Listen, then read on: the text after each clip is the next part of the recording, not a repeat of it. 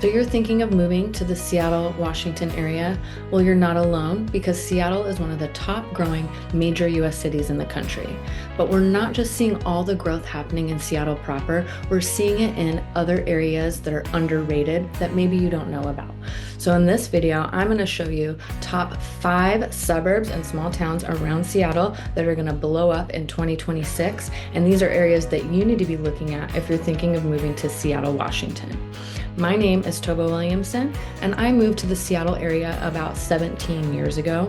I started the original Living in Seattle YouTube channel, and on this channel we shoot videos, vlogs, all sorts of things of what it's like to live in Seattle. We've got the #1 relocation team in the area, and we absolutely love helping you when you reach out. So give us a call, email, text, because we want to help you find the perfect place to call home. The first area that I'm going to talk about is Port Orchard, Washington. So this is just west of Seattle across the water. And this is kind of like an unknown area. Not as many people look at it because it is across the water. When people are looking at maps of the area and where they want to live and where it's close to work, they kind of just don't look past the water because there's the water there. But Kitsap County, which Port Orchard is located in, and that's the main county that's just directly west of Seattle, has invested a lot of money into Kitsap fast ferries that can help get commuters to and from the area, to and from Kitsap and to Seattle. So Port Orchard is located just along the water. They've got a little downtown area along the water on Bay Street. Really cute little downtown area. Kind of has that small town, charming little vibe. They've got local coffee shops, stores, all sorts of things down there. There's farmers markets in the summertime. They have different events, parades, all sorts of things. So you definitely have that small town vibe. And within that downtown area, there's a lot of homes that are the older style homes with more character, built maybe in the 20s and 30s. So that can be an option for people if you're wanting kind of that small town, somewhat urban vibe. That is a really great area to be. Once you move out from the downtown area is where you start seeing more of that suburban vibe. Some of the homes were built in the 70s, 80s, 90s. You get some of those cul-de-sac neighborhoods. So those are really popular. And then also now we're getting a lot of new construction as well. There's a lot more land in Port Orchard. When you look at a map, it's pretty big. So there's a lot more open space in this area to build new construction homes. So we are seeing a lot of these little new developments popping up all around. Another thing too with Port Orchard, it is more kind of spread out. And so once you get even further out from some of those suburban areas, it can be pretty rural. I mean, you can find acreage. If you want to move out to the area and have a farm and chickens and goats and things like that, you can absolutely do that in Port Orchard. Another area that we're seeing a huge boom in Port Orchard is called McCormick Woods. So that is a master plan community kind of in the western part of Port Orchard. It's got a golf course, it's got hiking trails, it's got parks, it's got all these fun amenities that people really, really love, and it draws a lot of people to the area. People love this area, and we're seeing a ton of new construction going on. I mean, you go out in that development, you just see fields and fields of new construction starting. So ton of new housing out there, really popular place to be. So that's a huge draw for people. You get way more bang for your buck in Port Orchard, and you get way larger home. I mean, for that $550,000, you're looking at a 3 to 4 bedroom home, 1,500 to 2,000 square feet. So you get a lot more for your money in this area. So a lot of people are like, hey, I can deal with a longer commute if it means having half the price of a home. So that's a big draw for people in the area. As far as transportation, like I had mentioned, getting to and from Seattle, you've got the fast ferries and you've got the Washington State long ferries. So the main difference is the Washington State ferries you can drive your vehicles on the ferry. So that's one option. If you have to have your car in the city, you can take those out of Port Orchard. That ferry connects into the West Seattle area, and then you can drive into downtown. Otherwise, you can take the fast ferry out of Port Orchard, and that is a passenger only foot ferry. And that will take you right into downtown. So if you're working downtown Seattle, that can be a great option as well. And then you can just walk or take the bus to wherever you are in Seattle.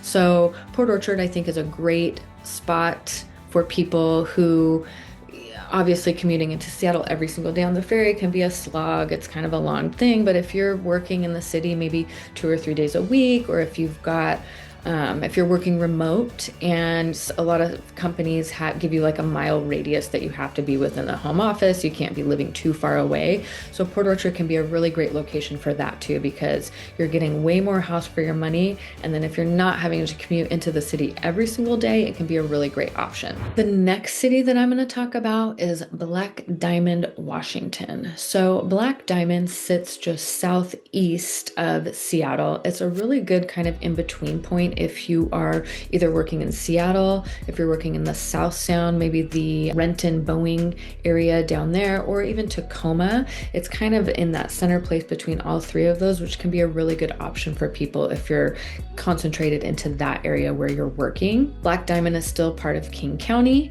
and it's kind of got a more small town rural feel. It's really close to Mount Rainier and Crystal Mountains. So if you're into winter sports, it's a really desirable place to be. It's really close to outdoors, more hiking trails, all sorts of outdoorsy activities. So if you're into that sort of thing, it can be a really great place to consider. It has a lot of new construction developments going on, and it's seen steady growth for the past several years. So there's 10 Trails, which is a master plan community in the area. It's been being built for quite a while. There's a lot of new developments in there. So there's some that's already established and developed, but then there's a lot of new construction going on there too. A lot of different little developments within the whole community. That community's got a little lake in there. It's got trails, it's got parks, it's got all sorts of things, and they're still expanding on it. So it's a really, really popular, desirable place. There's a couple other master plan communities that are in the works in Black Diamond. The median home price in Black Diamond is $775,000. So definitely a bit more than what we saw in Port Orchard, but still when you compare it to Seattle and even the east side of Seattle, which if you're not familiar with that area, it's east of Seattle. It consists of Bellevue, Kirkland, Redmond. Those median home prices are well over $1 million. So 775 is pretty reasonable by Seattle Metro standards. And again, the type of house that you're going to get for that price is going to be much larger than what you're going to find in Seattle. Even for that same price in Seattle, you're going to get a tiny little place that's like falling apart. But in Black Diamond, you can get a pretty nice 3-bedroom, 4-bedroom home for the $775. The schools are rated really highly in Black Diamond, and it's got pretty good safety ratings, so that brings a lot of families to the area. As far as transportation goes, that area, you're definitely going to be looking more at car life. There's not as much. There is some public transit, and if you get over, like I said, it's further east. If you can get over to the western side and get along that I-5 corridor, then you can go up and down either north or south to Seattle. You can hop on transit there. So there are some transit options, but it's still a little bit limited. You're definitely going to be using your car probably for the most part to get into Seattle, unless you want to kind of go over and get on some of that other transit. But overall, Black Diamond is a really popular area. The third area that we're going to talk about is Lake Stevens, Washington. So Lake Stevens is just northeast of Seattle. It's in Snohomish County. Really popular area. You've got the lake, you've got all those outdoor activities that it's close to. You've got a lot of homes out around the lake, so you can find some really great, amazing lakefront and lakeview properties there. They've also got a ton of new construction going on in this area. We've been seeing a lot more townhomes that are really close to the lake. I think they're trying to get a little bit more density in some of those areas, especially the little downtown Lake Stevens part. They're really building that up, trying to make it more walkable. They've got farmers markets. They've got all sorts of fun stuff going on there all the time. So it's just been a really great place that has drawn people, drawn families to the area. The housing is definitely more of a suburban vibe. You've got the cookie cutter type houses. Median home price in Lake Stevens is $702,000. So somewhat similar to the Black Diamond that we're seeing. Again, you're going to get a lot more bang for your buck up in Lake Stevens compared to Seattle, compared to Bellevue. Lake Stevens is also really close to Everett. It's about a 15-minute drive to Everett. So if you're working at the Everett Boeing field up there,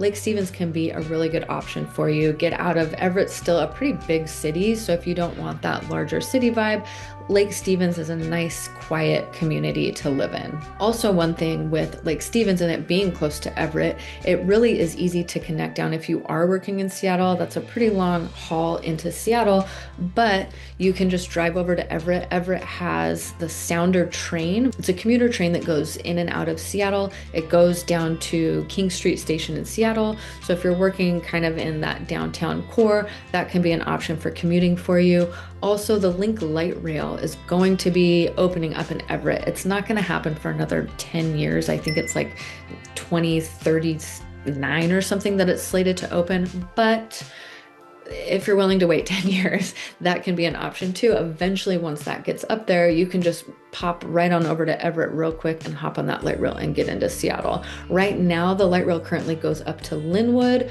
So you could still, from Lake Stevens, if you're wanting to do some mass transportation, you don't want to take your car into downtown Seattle, you can still drive to a park and ride in Linwood and pop on the light rail that way. It's going to be a little bit longer, but if you're open to that and you don't want to have your car in the city, that can be an option as well. As far as things to do in Lake Stevens, shopping, like I said, they've got their little downtown area where they've got farmers markets, they've got different events, then they've got Frontier Village, which is more of a big box shopping center, but it's a big development area. The schools in Lake Stevens are also very highly rated, so we see a lot of families with small kids moving to that area as well. The fourth city that I'm going to talk about is Auburn, Washington. So we're going to go back down south. Auburn is just southeast of downtown Seattle.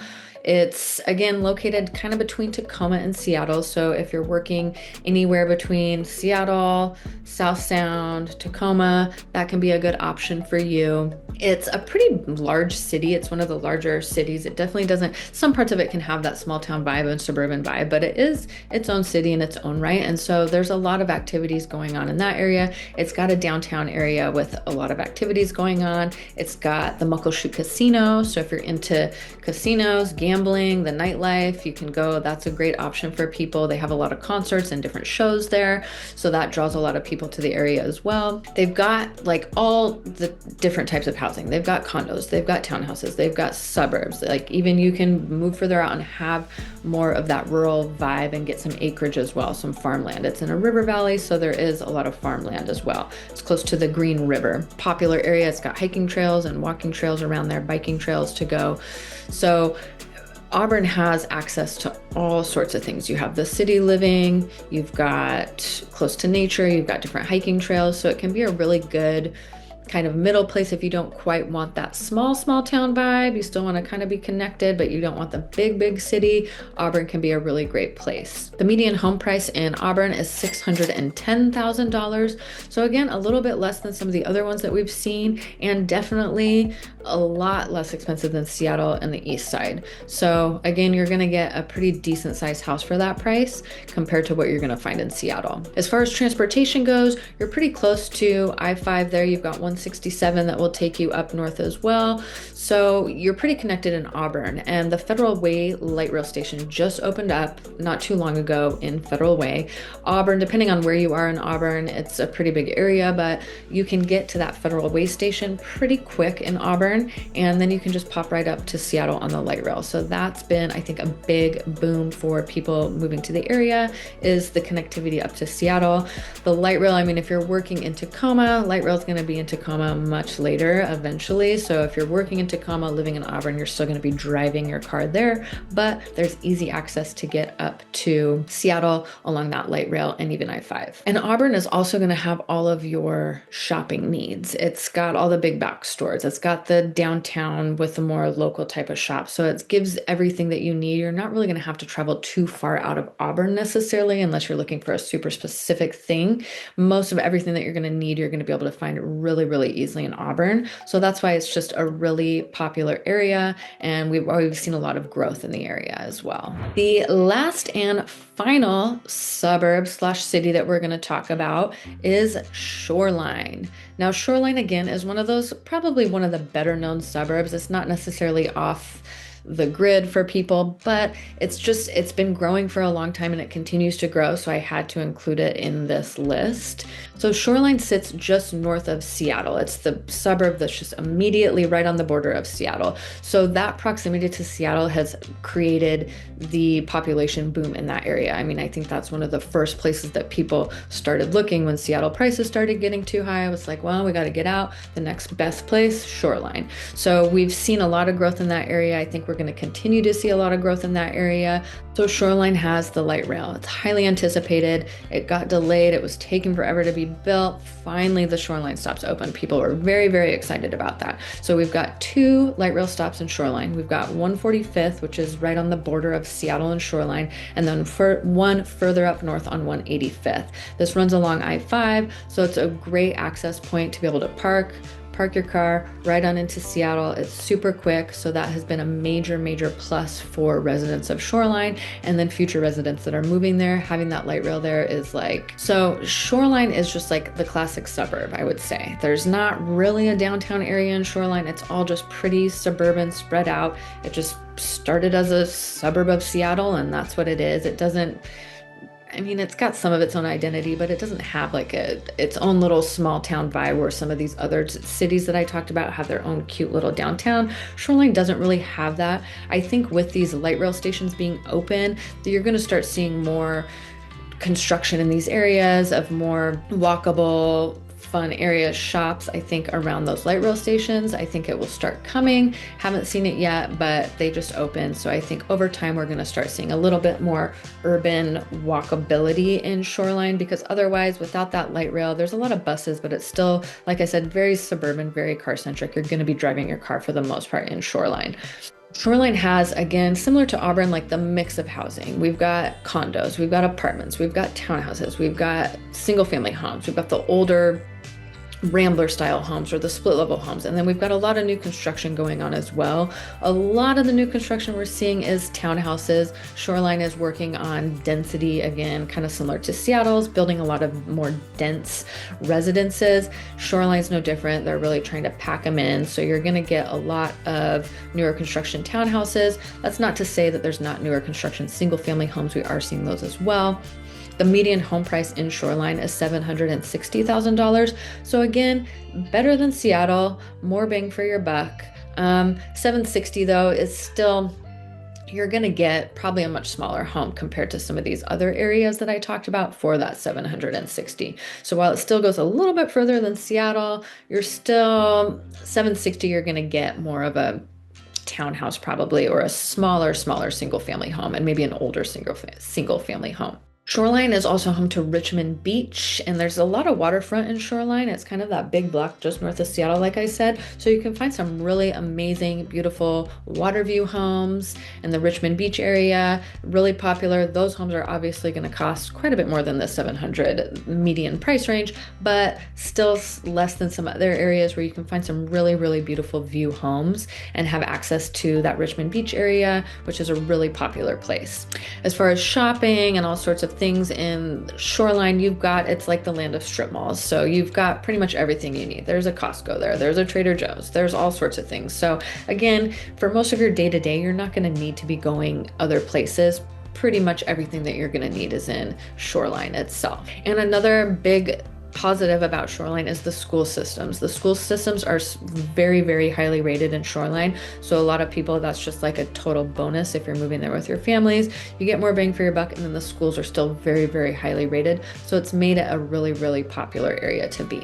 So those are some of the top 5 suburbs and small towns in the Seattle metro area that are just going to blow up in 2026. They're all areas that have seen a lot of growth over the past several years, and I think it's only going to continue into 2026. So if you're thinking to move into Seattle or anywhere else in the Seattle metro area, or you just want to talk and figure out where's the best place for you to be, give us a call, give us a text, give us an email, because we love hearing from you and we want to help.